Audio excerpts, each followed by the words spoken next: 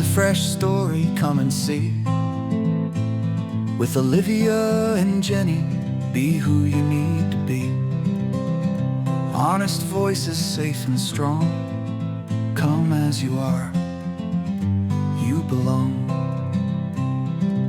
So take a breath, let's begin. You're not alone, we're here again.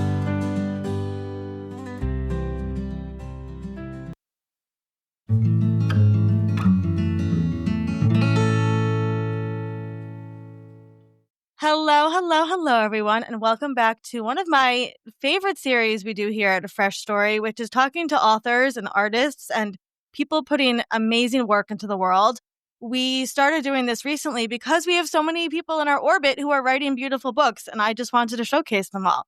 So we have somebody really special here today that sometimes when I find somebody on social media, I'm excited to tell Jenny, my sister, because she sometimes will know who they are and sometimes they won't. And she definitely knew who this person was. And she was like, whoa, that's so exciting that they're coming on the show.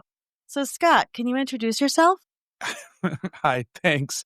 And hi to your sister, Jenny. Yeah. It's just nice to meet you too. I am Scott. I am an artist. I've been a video game designer. I've been a comic book illustrator. I've been a writer and director for TV and film. And now I make YouTube videos and I have a book coming out called Becoming an Artist. And I'm really excited about it. You have done a lot of things. I didn't even realize all of that. What did you study? Like, what did you, I'm going to even go back further. What did you enjoy doing as a kid, Scott? Oh, I love drawing SpiderMan.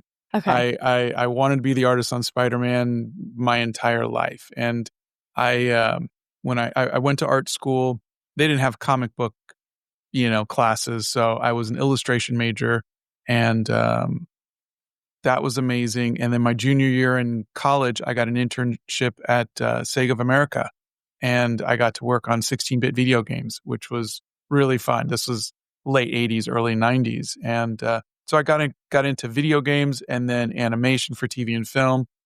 And I eventually got to do the comic books. I got to do Spider-Man when I turned, I think, 32 years old. So I would go to the conventions every year showing my portfolio, and I got rejected every year since I was 15 till I was 32. But I eventually got the gig, and I got to do a limited run of Spider-Man for Marvel, which was great. Oh my gosh. So you actually did get to do Spider-Man. That was your goal as a kid. I did. I love that so much. It's funny. We talked to somebody on the podcast who is a Sesame Street performer.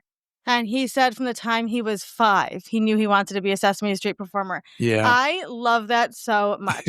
Okay. So tell us about the book. Where did the idea for this particular book come from? Honestly, the idea came from the publisher. My editor, Allison, she reached out to me and she said, I love what you're talking about on your YouTube channel. Would you consider writing a book? And really, I feel like she convinced me to do this because writing a book being a YouTuber wasn't on my to-do list. It wasn't anything I ever pursued. It was just kind of something that happened.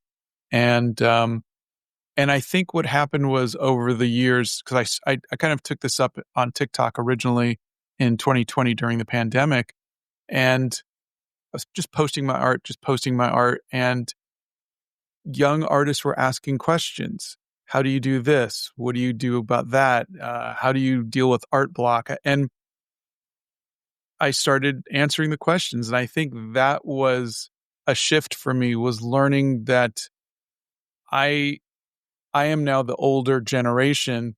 I have information the younger generation is asking. It's better that they get it from somebody who has the experience than, from a wrong source or something like that. And because a lot of what I heard was, is this cheating? Is this cheating? Is this cheating? And that was a really, really big thing. And is using photo reference cheating? Is tracing cheating? Is drawing digitally cheating? No, there's no such thing as cheating in art. And that actually was one of the first chapters that I wound up writing, was there's no such cheating in art. But it is it was a shift for me. I'm now 56, but at the time I was 51, to think I'm that generation, I'm that older generation, that it's time for me to pass this information down. to the younger generation. I think that's where the book came from. I love that. And it's so funny when I was just going to say, what do you mean by cheating? And then you started listing the things. And I have a 8-year-old who loves to trace. And Yeah. he says the same thing to me too. Well, I didn't really draw it. I'm like, but you did draw You it. did. Right? So, okay. So break down the book for us, because the book's not just about drawing or art. There's a lot of life theory. That's why I'm so excited about this book. Yeah. There's a lot in there. So what is this kind of overall message that is running through the book? I think it was, I would say 50% of it is answering questions, the most common questions, or organically. It's not listed like question 1, question 2, but throughout. And then the rest of it is and I say this not in the literal term, but it's the Zen of being an artist. It's the idea of what it means to be an artist in this world. And a lot of that are responsibilities that we have. We have responsibilities to humanity. We have responsibilities to um, the activists. We have responsibilities to help others, to depict people of um, uh, different races and Yep. colors and whatnot, and shapes and sizes. Yeah. And so I think a lot of it is stuff I learned as I matured and as I kind of discovered where my place was as an artist, and kind of getting it down on paper and having those discussions, which I think are important. And to be honest, growing up, I was so focused on being the artist of SpiderMan until I hit my 30s. Then we had kids, and so I was writing books for them. Then we made a movie, and you don't think about art in any other way other than it makes me happy to make art. And I think that's wonderful for all artists, is to just make art because it makes you happy. But I think at some point we have a responsibility. And I think for me, the responsibility came when I hit my first 1,000,000 followers, and you realize you have a platform. Mm. What are you going to do with that platform? You have a voice. There are people who don't have a voice. How do you use that voice? And so I think it's all been just progress for me, growing up, maturing, becoming a father, um, having a platform, and then writing a book, and then just taking all of that and what do you do with it? And I think in some ways I romanticize what an artist should be, but I think it's what an artist should aspire to be. There's Mhm. no shoulds. It's just really we should all aspire to be better, and that's it. I love that. So something you said really blew my mind. So before we started recording, I was telling you I grew up with artist parents. And Yeah, so my parents lovingly, and mom, if you're listening to this, this is not on you, but every time we would create something, it was like you could sell it, right? You could sell it. yeah, You could make money. And I really love this shift that you are positioning the responsibility to our culture and society and community as a whole versus making a financial living off of the art that you're creating. Because I think yeah, a lot of people then get frustrated that they can't make money off their art, and then they give up. Have you seen that a lot? yeah. I mean, there's a couple different points to that I'd like to talk about. One, of course, is the fact that yeah, it's nearly impossible to make a living as an artist because society doesn't value art in the way that they used to. And second, the second point of that is I've been having discussions with programmers and tech. I jokingly call them tech bros, but people who love AI, Mhm. and they think that the stuff that AI poops out is of the same value as something that is human made, and it's not, because um, on top of the fact that it's based on stolen art, there's no effort to it, there's no creativity to it, there's no thought to it, and that is the biggest part of the human experience is learning, growing, the self doubt, oh, what's the word I'm thinking of? The imposter syndrome that you Mhm. get, and Mhm. all of that. The process is more valuable than the output, if that makes sense. It's Yes. the process of making art that is more valuable than the art. Yeah. And I think that's what changed my channel. Was I stopped just posting art and I started talking about what went into making the art. Here's where I messed up. Here's where I wanted to look like this, but it came out like that. This was a happy accident. You talk about the process and why you did it. And I think the story behind why we make the art is so much more interesting. And yeah, I mean, my mom was a fashion illustrator, and both my parents would say the same thing. You could sell this, why don't you sell this one? Put a value on your art. And I think they do that out of love because they want you to be financially and feel good, right? Like and feel good. Yeah. there's an emotional value. I was going to ask you, Scott, who supported you? This must have come from somewhere. Where else in your life did art live and exist? Like you said, your mom was an artist. So Yeah. were you supported always Yeah. as a child? Yeah. And I think artists need a community of support to survive. We need it. I've had cousins and even neighbors help us out financially when we've struggled. An artist's life is not a stable life. It's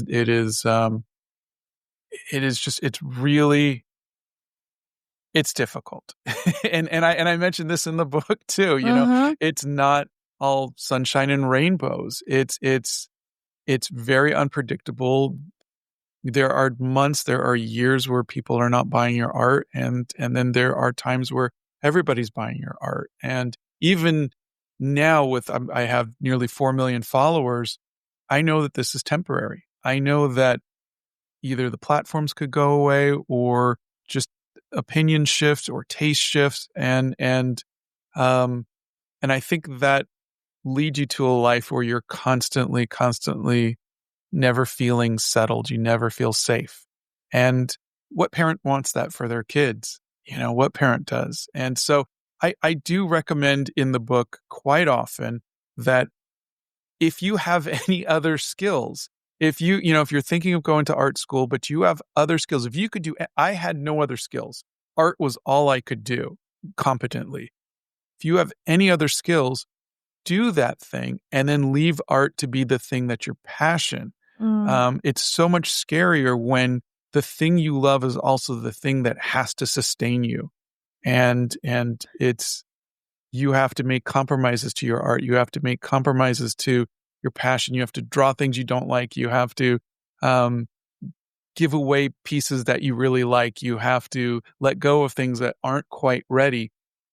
And I think those are all good learning experiences, but a lifetime of that really does train you. And if you have the ability to do anything else and save art to be your happy place, I say do it. I love that. So what are your feelings on saying, like, and I'm sure the book says this, like, everybody's an artist in their own way. Yeah. Like, what if somebody's listening to this and they're like, nope, not me. I'm not an artist. I can't do it. What would you say is like one little thing that they can activate or do today to start on this like journey of like, yes, you are an artist? Yeah. The thing I say all the time is draw everything every day. You can, people, especially young people, when they start off, they draw from their imagination, which is wonderful. I had an original character I would draw every day out of my head for a good 8 years, from junior high to college. And I got better at drawing that character, but nothing else. And it wasn't until I started to draw the world around me, draw cars and places and cats and dogs and my food I was eating, that I started to be able to break stuff down into shapes. And I really started to understand light and shadow and form and function and all of that stuff. But going back to the original question of, is everybody an artist? Yes, everybody has the potential to be an artist, just like everybody has the potential to learn to juggle or whistle or anything else. You just need to practice. I was born with natural talent. All that did was give me a head start. But there are people who have no talent, who were not born, just don't do it naturally, who are so much better than me. You don't need that. I just had a head start. It's like saying, I was born a couple inches taller, so I was able to play basketball a little better. But there are people shorter than me who can, definitely beat me in a game. Yes, but also, I'm going to push back on you for a second, is that with basketball, the goal is very clear, right? It's to get the ball into the net. With art, it's really how you see it, right? It's through your own eyes. So there's actually if there's no cheating in art, then there's no such thing as any artist is better than any other artist, right? Exactly. And a lot of, like you were saying, your kid As a is really a perfectionist. perfectionist. Yeah. A lot of it is letting go of that perfectionism too, Yeah. because if you're happy with the art you're making, then it doesn't matter how good you are. But there does come a time where we get bored of our art because we've been doing the same art for so long and we haven't shown any improvement. And so I think perfectionism is bad, but wanting to improve is not. And so there's this. I think that whether you're playing the piano or you're writing or dancing or roller skating, you're gonna want to get better at some point. There are people who are just perfectly content in their mediocrity, and that is wonderful. But I think if it's something that you truly enjoy, you're gonna want to get a little better. You're gonna want to just, whether it's I want to learn how to do oil paints now, or I want to learn how to do portraits, or I want to, and when that happens, you're starting something for the first time, you're not going to be good at it. You have to tell yourself, I'm new at this. I'm not going to be good at this. That's the really hard part for people, especially my own children. Yeah, because they expect to come in. And I love to tell them the expert at anything was once a beginner, right? Yeah. You have to learn. So who is this book for, Scott? I think it's for, I'm hoping it's for anybody who's ever considered being an artist, whether professionally or for their own passions. And, you know, because there's more than just art in it, there's more than just talking about art, there's just talking about being a good person. There's a chapter called The Two Rogers, and it talks about if you have a choice to make, if, morally, what would the two Rogers do? Is Mr. Rogers or Steve Rogers, Captain America? Would you tell people that you love them just the way that they are, like Mr. Rogers? Would you say, I don't like bullies, I don't care who they are? Would you defend people who need help? Those kind of things. So there's chapters about that, and I think just people who want to become artists and people who want to become better people. Yeah. I'm so excited to have this. I do a lot of readings, group readings and stuff, and I'm excited to read this to people, to put it out into the world. This is exactly the type of beautiful, non-religious, creative writing that we're really lacking as a society, that is inspirational and motivational. So it's available for pre-sale right now. Yeah. We will have the link in the show notes. I assume it's available everywhere books are sold. Yes. Okay, amazing. And then tell us about your YouTube channel. So what do you do over there?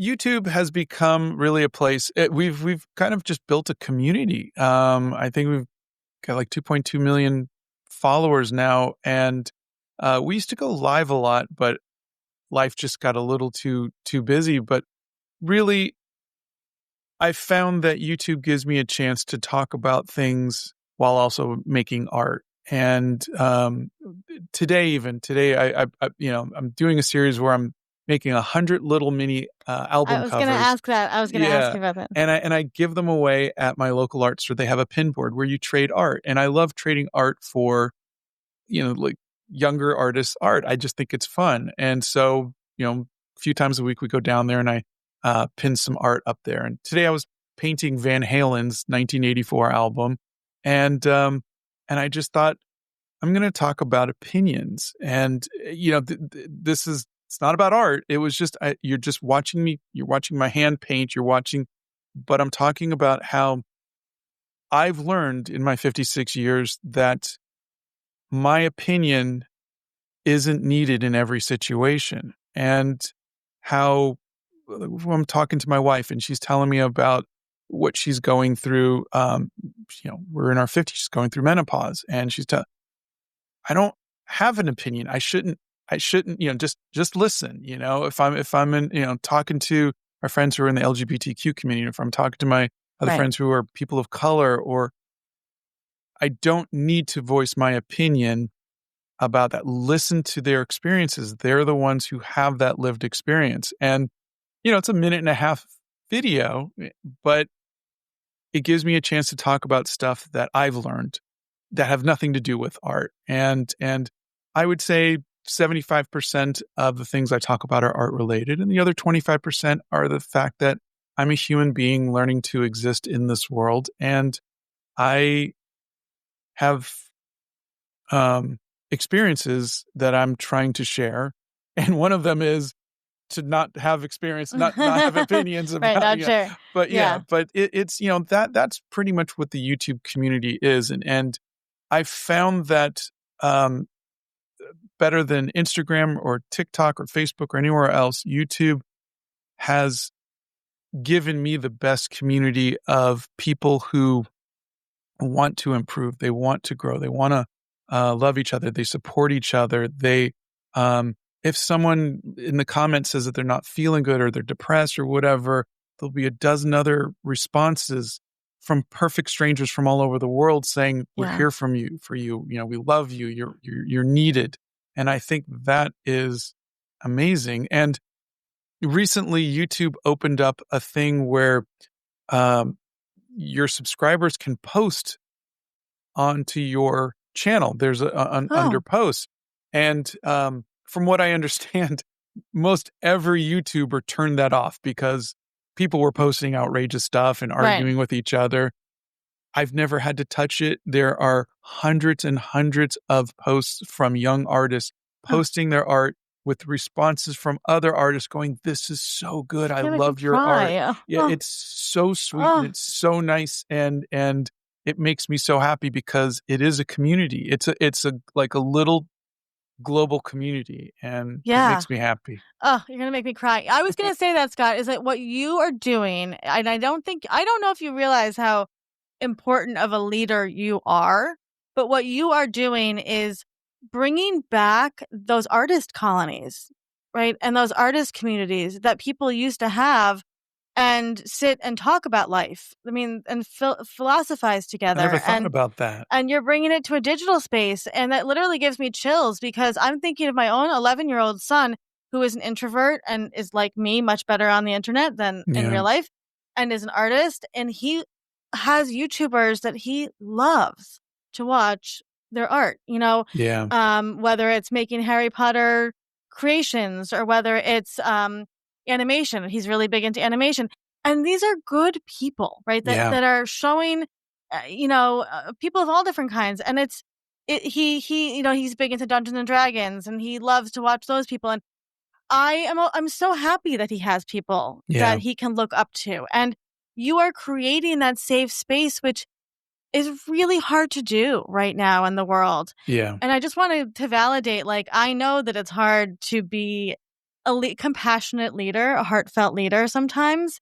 And I'm just so thrilled that you are taking the chance to give people this space because where are young artists supposed to go these days? yeah, yeah. So Well, thank that's you. very kind of you. Yeah, Thank no, I you. appreciate it. Like as a mother and an artist myself, I'm like, where, especially boys, right? We're Yeah, losing a lot of boys to a lot of not great things. yeah, And where are they supposed to go that they can talk about opinions and emotions? And I am so excited for you. I feel like this is the beginning of your journey. There's the next half of your life. And I want to see you speak more and I want to hear your opinions. And I'm so excited for this book.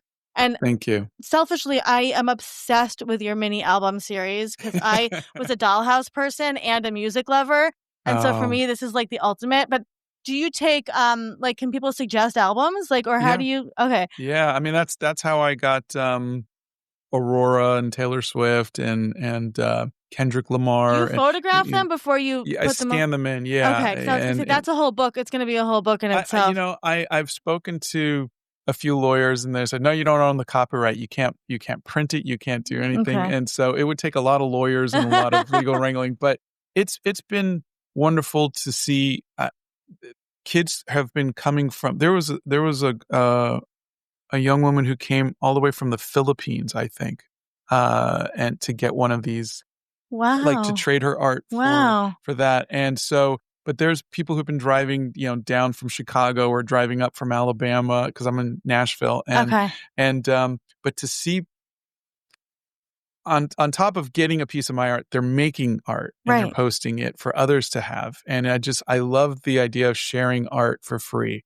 and just Yeah. kind of, Yeah. learning to let go of your art. And so Yes. that's why I'm doing it. And also and this could be the autism, but if I start something, I need to finish it. Yeah. So it's like I'm on 60, album cover number 64, but and I've kept a few which which were special to me. But Yeah. it is I love doing I've done 60 days of studying the masters, which was really fun. That's I've done awesome. I did a thing where you mentioned Dungeons and Dragons. I did a thing where I painted like almost every uh, Dungeons and Dragons character in one painting. Oh my It's God. called The Guild. Okay. But yeah, if you look under the videos, you'll see that. Okay. But I love doing challenges because it shows people that if you spend these are 25 minutes, I spend 25 minutes and I do this. It might take me 6 months. It might take me a year. But at the end of that, I've done it. 25 minutes at a time. I've done 100 of these little things, and Mm, stuff looks daunting when you look at the big picture.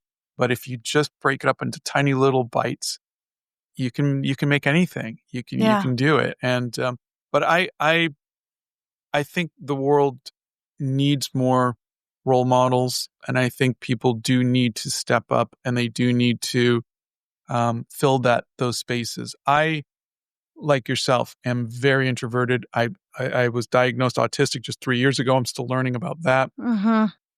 I did not want to be in front of a camera. Yeah. I did not want millions of followers. Um, but I learned. I learned because there was a need, and Yeah. no one else was really stepping up and filling in those spaces. And when I saw all of those questions that people were asking, I realized somebody has to. And Yeah. like you're saying, otherwise they go to places that they shouldn't be. So Yeah. And you know what? You are not an egotistical person. And I think that there's and we have the same ethics kind of in our company where we give things away for free. We have this whole divorce guide series we're writing, and we're giving the entire thing away, that's amazing. all the ebooks, because we believe in free divorce support. And we've had many people say to us, "Are you out of your mind? You're giving you're writing 7 books. You're literally writing 7 books and giving them away for free." We're not in this to make money. Yeah. Money's great. Like, I need to be able to feed my kids. But I love your alarm clock. But or your what's the Grandfather clock. grandfather Yeah. clock. But and you're this right. You understand why you're here and your mission. Yeah. And that is why you will ultimately be successful. But the success for you is going to come from there's going to be hundreds of thousands of people that have learned about art and found themselves and found joy because you decided to take the risk and sit there and create art and talk to a camera. And Thank that's you. really, really fucking cool. I'm just going to say that. So, Thank you. it's amazing. It's truly amazing. Have you ever taught art? I tried once. I hold teachers in such high regard. They study, they train, they Yeah. have the patience. I don't think it's I don't think it's one of my abilities. I understand. Yeah. I mean, you are teaching when you're doing your videos. In my own way. That is, I like to say I'm encouraging. Yeah. I think like when we did 60 days of studying the masters, I was learning about the different, masters as I was doing Yeah. it. It was like, oh, let me look this person up. And I didn't know much about Van Gogh, and okay, let me look this up. Yeah. But I think teachers should be paid CEO salaries. I think yeah. teachers should have monuments to their names. They're just so important and life-changing, I think what I'm doing is a supplement to that in Well, you're its doing own it in way. your own way. I Yeah. want to validate that. Like, you are doing it in your own way that is comfortable for you while also stepping outside of your comfort zone a little bit and be accessible, right? You're accessible and you're great. You're always on social media. So if people want to connect with you, Yeah. they can go follow you. We'll put your links in the show notes. I just keep doing you because I'm just so excited to see what happens next. So thank you for being here. Thank you for having me. It's been a real pleasure.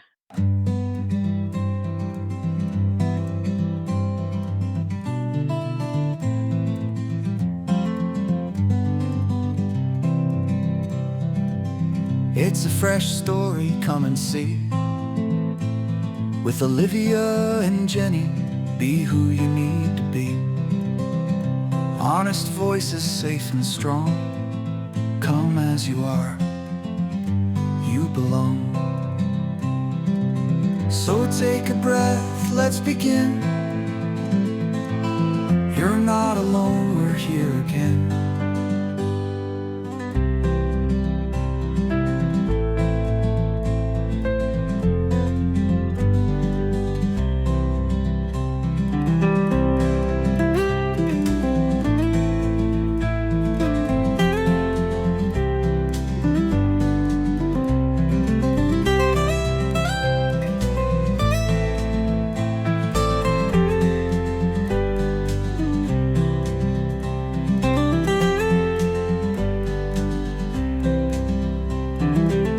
You're not alone, we're here again.